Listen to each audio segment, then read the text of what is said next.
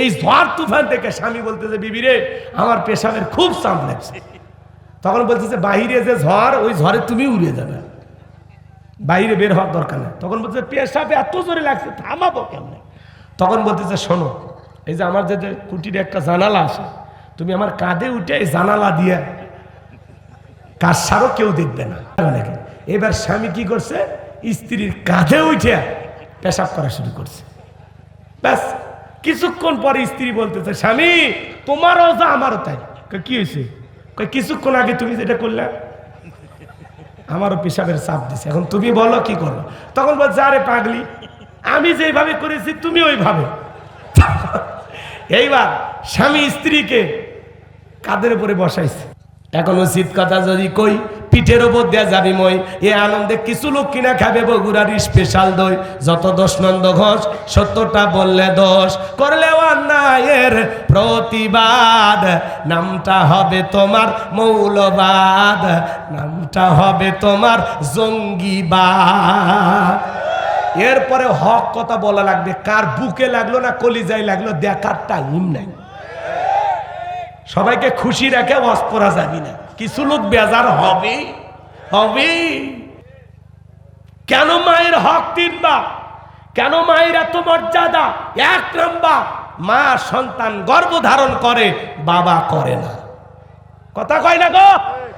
নাকি এলাকায় পুরুষেরাও দেয় 2-1টা? কথা বলেন না কেন? 1 নাম্বার, মা সন্তান পেটে ধারণ করে, বাবা করে না। এই জন্য মায়ের হক বেশি, মর্যাদা বেশি। আল্লাহু আকবার বলেন। 2 নাম্বার, প্রসবের যে যাতনা, প্রসবের যে কষ্ট, সন্তান ডেলিভারির যে ব্যথা, এটা মা বোঝে, বাবা বোঝে না। এই জন্য 2 নাম্বার মায়ের হক মর্যাদা আল্লাহ বাড়িয়েছে। 3 নাম্বার, মা সন্তানটাকে দুধ পান করান, বাবা করায় না। এই জন্য মায়ের সম্মান মর্যাদা বেশি। অনেক পুরুষ এই জন্য মন খারাপ করে, না বুঝে মন খারাপ করলে হবে? এই যে 3টা যে বললাম, এর কোনো একটা করার ক্ষমতা আপনার আমার আছে? হ্যাঁ, অনেকে যে সমান অধিকারের স্লোগান দেয়, নারী পুরুষ কি কখনো সমান অধিকার হতে পারে? পারে না। সমান অধিকারের স্লোগান দিয়ে যারা নারীদেরকে ময়দানে নামাইয়া বেপরদায় উলঙ্গ পানায় বেহাপানায় ঘুরাইতে চায়, এরা হলো শয়তান রূপী মানুষ। ওদের চিন্তা ভাবনায় শয়তানি আছে। নারী পুরুষ কখনো সমান অধিকার হতে পারে না। নারীর মর্যাদা সম্মান পুরুষের তুলনায় অনেক বেশি। আল্লাহু আকবার বলেন। তোমার আমার পায়ের নিচে স্যান্ডেল, আর মায়ের পায়ের নিচে সন্তানের বেহেশত। সুবহানাল্লাহ বলেন। নারী হিসাবে আল্লাহ তাআলা তার নারীকে কত মর্যাদা দিয়েছেন, কন্যা হিসেবে মর্যাদা দিয়েছেন, স্ত্রী হিসেবে মর্যাদা দিয়েছেন, মা হিসেবে মর্যাদা দিয়েছেন। নারীর মর্যাদা ইসলাম অনেক অনেক দিয়েছে। ইসলামের নারীর মর্যাদা সবচাইতে বেশি। আল্লাহু আকবার বলে। তার মানে এটা নয় যে নারীরা রোজগার করবে আর পুরুষ বাড়িতে বসে থেকে। সমান অধিকার এটা না যে ছেলেও সম্পত্তি যা পাবে মেয়েও তাই পাবে। কথা কর না কা? সমান অধিকার এগুলো আমরা উল্টা পাল্টা বুঝি। কঠিন কালে সমান অধিকার প্রতিষ্ঠিত করা যাবে না। সমান অধিকার যদি হয় তাহলে মা 5 মাস গর্ভে রাখবে, বাপকেও 5 মাস রাখা লাগবে। সম্ভব? সম্ভব? মা 1 বছর দুধ খাওয়াবে, বাবা 1 বছর খাওয়াবে, পারবি? তাহলে কিসের সমান অধিকার? এক ভাঙ্গা ঘর, স্বামী স্ত্রী বসবাস করে, সেই ঝড় তুফান উঠছে। এই ঝড় তুফান থেকে স্বামী বলতেছে বিবি রে আমার পেশাবের খুব চাপ লাগছে। তখন বলতেছে বাহিরে যে ঝড় ওই ঝড়ে তুমি উড়িয়ে যাবে, বাইরে বের হওয়ার দরকার নেই। তখন বলতেছে পেশাবে এত জোরে লাগছে থামাবো কেমনে? তখন বলতেছে শোনো, এই যে আমার যে কুটির একটা জানালা আছে, তুমি আমার কাঁধে উঠে এই জানালা দিয়ে কাজ সারও কেউ দেখবে না। এবার স্বামী কি করছে, স্ত্রীর কাঁধে উঠে পেশাব করা শুরু করছে। ব্যাস কিছুক্ষণ পরে স্ত্রী বলতেছে স্বামী তোমারও যা আমারও তাই। কি হয়েছে? কিছুক্ষণ আগে তুমি যেটা করলে আমারও পেশাবের চাপ দিছে, এখন তুমি বলো কি করবো? তখন বলছে আরে পাগলি, আমি যেভাবে করেছি তুমি ওইভাবে। এইবার স্বামী স্ত্রীকে কাঁধের উপরে বসাইছে, স্ত্রী পেশাব করতেছে সব। তখন স্বামী বলতেছে এই বিবি আমি যখন পেশাব করছিলাম তোর শরীরে পড়ছিল? কয় না। তো তো তোর পেশাব দিয়ে আমার শরীর মাইকে গেল, চোখ মুখ সব মাইকে গেল, ব্যাপারটা কি? তখন বলতেছে, ওরে মরার স্বামী, তুমি বোঝো না সব জায়গায় সমান অধিকারের দাবি করতে না। তোমার পেশাব বাহিরে দেওয়ার ক্ষমতা আছে, আমার তো নাই। হাইছেন না, কথার মধ্যে কি শিক্ষা আছে? কথা বলেন ঠিক না? নারী পুরুষের সমান অধিকার কিয়ামত পর্যন্ত প্রতিষ্ঠিত করা সম্ভব নয়। নারীর মর্যাদা পুরুষের চাইতে অনেক বেশি। আল্লাহু আকবার বলেন। এই জন্য মা বোনদেরকে হলো, মা, সমান অধিকারের নামে হাফ প্যান্ট আর গেঞ্জি পরলে এটার নাম সমান অধিকার নয়। সমান অধিকারের নামে হাফ প্যান্ট পরে ফুটবল খেলার নাম সমান অধিকার নয়।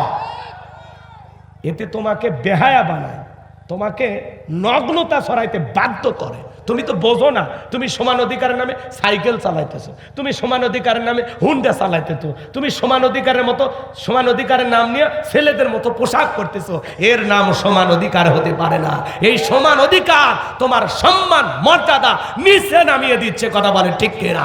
তোমাকে ভোগের বস্তু বানা দিচ্ছে, ভোগের পুণ্য বানা দিচ্ছে। কথা বলে ঠিক কিনা? সমান অধিকারের নামে নারী বিলেটের অ্যাডভাইস করতেছে, অমুক বিলেটে সেভ করে কি যে আরাম। তো সেভ করে যদি আরামই হয়, তুই কেমনে বুঝলি? এ কথা কর না কে? তুমি কেমনে বুঝলা? 15 টাকার এক আরসির অ্যাডভাইস, তাও বলে নারী। নারী ওই আরসির বোতল নিয়ে বলতেছে, এই আরসির মজা কত, মনে হয় নারীর মতো। রাস্তাঘাটে বিশাল বিশাল বিলবোর্ড আছে, সাইনবোর্ড আছে, এগুলোর ভিতরে নারী সাবান ধরে বসে আছে, পুরোটা দেহে কাপড় নাই। এ স্যান্ডেল এনে কছি আমি, কয়েক কোম্পানির প্রচার করার দায়িত্ব নিয়েছো নাকি তুমি? এই যে বিলবোর্ড গুলোতে নারীর নগ্নতা ব্যবহার করা হচ্ছে, উলঙ্গপনার ছবি ব্যবহার করা হচ্ছে, এতে নারীর সম্মান মর্যাদা আরো কমে যাচ্ছে। কথা বলেন ঠিক কিনা? আল্লাহ যেন এই জাতির মানুষকে সঠিক বুঝ দান করেন। একটু চিল্লা বলেন আমিন। এই জন্য মা বাবার মনে কখনো কষ্ট দেওয়া যাবে। কখনো গভীর রাতে উঠলে আমি কেঁদে, বুকে মা শক্ত করে রাখতো আমায় বেঁধে। তোমার এই দুধের দাম কে দেবে প্রতিদান, এই দুনিয়ায় মাগো আজ মেলে নাই। তোমার ঋণ আমি কি দিয়ে শোধাই মাগো, তোমার ঋণ আমি কি দিয়ে শোধাই। জোরে বলেন মারহাবা। অনেক কথা আছে, রাতে 1টা বেজে গেছে। এবার লোকমানে হাকিম তার সন্তানদেরকে বলতেছে, বাবা, তুমি যদি সরিষার দানার পরিমাণও কোনো কিছু করো, ইয়া বুনাইয়া ইন্নাহা ইন তাকু মিসকালা হাববাতিন মিন খরদালিন ফাতাকুন ফি সখরাতিন আও ফিস সামাওয়াতি আও ফিল আরদি ইয়াতি বিহাল্লাহ ইন্নাল্লাহা লাতীফুন খবীর। বলতেছে, আমার বৎস, তুমি যদি সরিষার দানার পরিমাণও কোনো কিছু করো, সেটা যদি শিলাগর্ভে থাকে, আকাশে থাকে, কিংবা মাটির নিচে থাকে, এইটাও আল্লাহ তাআলা তোমার আমল নামায় হাজির করবে। আল্লাহ আকবার বলেন।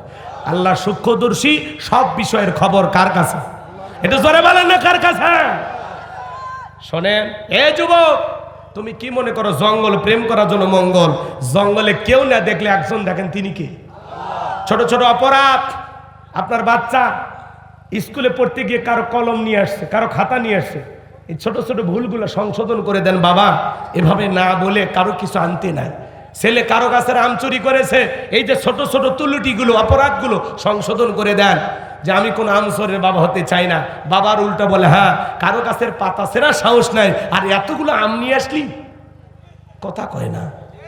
কারো পুকুরের মাছ চুরি করে নিয়ে আসছে, বাবা খুশি হয়ে যায়। হ্যাঁ, এক নেতা গরু চুরি করে কর্মীদেরকে ডেকে বলতেছে, খাও। এবার গরু চোর যায় মামলা করছে। কথা কর না কে? গরু চুরি করে যারা জনগণ খাওয়ায়, এরা তো পুরো দেশ চুরি করে বিক্রি করে দিবি। কথা বল। তুমি কিসের নেতা? হ্যাঁ, তোমার নেতা হওয়ার যোগ্যতা আছে? মানুষের গরু, ওটা তো আর মানুষের গরু তো আর বাড়ি পৌঁছে দেওয়া লাগে, চুরি করবে কাছে। চেয়ারম্যান ভাই কি ঠিক ঠিক রাগ করতেছে? নেতা জনগণের গরু ছাগল এলে হেফাজত করবি, রক্ষা করবি, যাতে চোর এসে চুরি না করে। এখন নেতাই যদি চুরি করে জবাই করে দিয়া খিচুড়ি পাকায়া ভোজ করে, জনগণকে খাওয়া, এমন নেতার দরকার নাই। ওই ওই যে কোন দলের আমরা দেখবো না, ওর শাস্তি হওয়া দরকার। রাগ করতেছে, এর সাহস কিভাবে হলো যে একটা মানুষের গরু চুরি করে নিয়ে যায় খিচুড়ি প্যাকে জনগণ খেয়ে, সাহস পাইলো কোথায়? কি দেশটাকে মগের মূল্য মনে করছো? এতবার রক্ত দিয়ে আমরা কি করতেছি? দেশে কোনো আছে? এই যে আব্দুল্লাহপুর ফ্লাইওভার ঢাকাতে আছে না, সেখানে দেখলাম দিনের বেলা একজন ছুরি নিয়ে চিন্তা করতেছে। দিনের বেলায় সিসি ক্যামেরার ফুটেজ আমি দেখলাম, ভিডিওটা ভাইরাল হয়ে গেছে। দিনের বেলা আব্দুল্লাহপুরে ঢাকা, সেখানে ছুরি নিয়ে একজনের ব্যাগ ট্যাগ যা ছিল সব কারিয়ে নিল। এটা মানা যায় ভাই? এটা কোন দেশে বসবাস করতেছি? কি শুরু হয়ে গেল সমাজে? এই সাদুল্লাহপুরে ওয়াজ করবে সে বক্তা ডাকাত ধরল। এই ডাকাতের বাড়ি কুটি, হ্যাঁ বক্তা ডাকাত ধরে, সরে না শুনে ধর্মের কাহিনী। ডক্টর মিজানুর রহমান আজারি ভাই ওয়াজ করে, আর মোবাইল চোরেরা মোবাইল চুরি করে, সোনার চেন চুরি করে, আর থানায় জিডি হয়, মামলা হয়, আর দোষ হয় বক্তা। হ্যাঁ কথা বল লাগে। মসজিদের জুতা চুরি বন্ধ করতে পারলাম না, তাহলে মাহফিলে তো মোবাইল দুই একটা চুরি হয়, কত মোবাইলে মোটরসাইকেল চুরি হয় মাহফিলে। এই জন্য মা বোনদেরকে বললো, মাহফিলে আসলে স্বর্ণের সেন্টেন ব্যবহার করার দরকার নেই, বাড়িতে খুলে থুয়ে আসবেন, আর আপনারা মোবাইল সাবধানে রাখবেন। কলিজার কাছে একটা পকেট বানাবেন, কলিজার কাছে। হ্যাঁ, তাছাড়া জামানা খুবই খারাপ, বক্তার দোষ দিয়ে লাভ নাই, আয়োজকের দোষ দিয়ে লাভ নাই। আর ডক্টর মিজানুর রহমান আজারি ভাইয়ের মাহফিলে বেশি লোকজন হয়, অনেক বড় গ্যাদারিং। এই সুযোগে চোর মনে করে আজকে একটা কিছু করা লাগবে, এই চোরেরাই পরিকল্পিত ভাবে ডক্টর মিজানুর রহমান আজারি ভাইয়ের মাহফিলে হট্টগোল লাগায় দেয়, ঠেলাঠেলি করতে কয়েকজন নিচে পড়ে, ওই সুযোগে পকেটমার মোবাইল ছিনতাইকারী ওরা ওই সুযোগে ছিনতাই করে। এটা পরিকল্পিত ভাবে ঘটনা ঘটায়। কথা বলেন ঠিক কিনা? কারণ হট্টগোল সৃষ্টি হলে মানুষ দিক বিদিক ভুলে যায়, নিজেকে সামাল দিবি না মোবাইল সামাল দিবি, পরে বাইরে যায় দেখে আমার মোবাইলই নাই। এই জন্য ভাই চোর হইতে সাবধান, চোর হইতে সাবধান। আমারই মসজিদে মাইক চুরি হয়ে গেছিল 2 বছর আগে, মসজিদের মাইক চুরি করছে। যাই মসজিদের মাইক চুরি করতে পারে, সেই দেশে চুরি বন্ধ করতে হলে আল্লাহর আইন ছাড়া বিকল্প কোনো ব্যবস্থা নাই। কথা বলে ঠিক কিনা? মানুষের তৈরি করা নিয়ম নীতি দেওয়া সমাজে শান্তি প্রতিষ্ঠিত হবে না। এই দেশে চুরি যদি বন্ধ করতে চান, দুর্নীতি যদি বন্ধ করতে চান, লাগবে কার আইন? ওয়াসারিকু ওয়াসারিকাতু ফাকতাউ আইদিয়াহুমা জাযাআম বিমা কাসাবা নাকালাম মিনাল্লাহ। আল্লাহু আকবার। আল্লাহ 1500 বছর আগে সূরা মায়দার ভিতরে আইন দিয়েছেন, চোর পুরুষ হোক আর নারী হোক, আল্লাহর বিধান আল্লাহর ফয়সালা, অপরাধ যদি প্রমাণিত হয় চোরের ডান হাতের কবজি কেটে দাও। একটা চোরের হাত কেটে যদি বাইতুল মোকাররমে মিডিয়ার মাধ্যমে ফালাও করে প্রচার করা হতো, বাংলাদেশের সমস্ত চোরেরা তওবা করে আল্লাহর ওলি হয়ে যেত। আজকে ব্যাংক ডাকাতি, মার্কেট ডাকাতি, সব জায়গার ডাকাতি। এত চুরি করে ভাই, এত চোর আসলো কোথা থেকে? এরা কারা, কোথা থেকে এলো? কথাকার এদেশের 11 লক্ষ কোটি টাকা দুর্নীতি করে বিদেশে পাচার করেছে। আমরা বারবার বলি এদের বিচার করেন।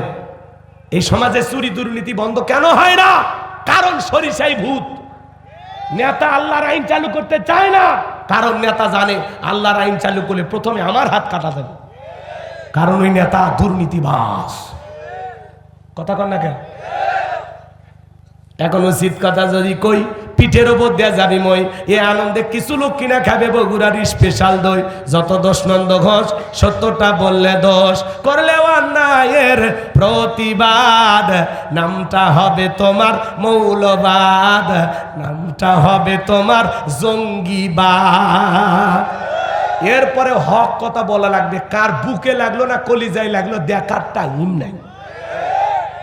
সবাইকে খুশি রেখে ওয়াজ করা যাবে না, কিছু লোক বেজার হবে হবে।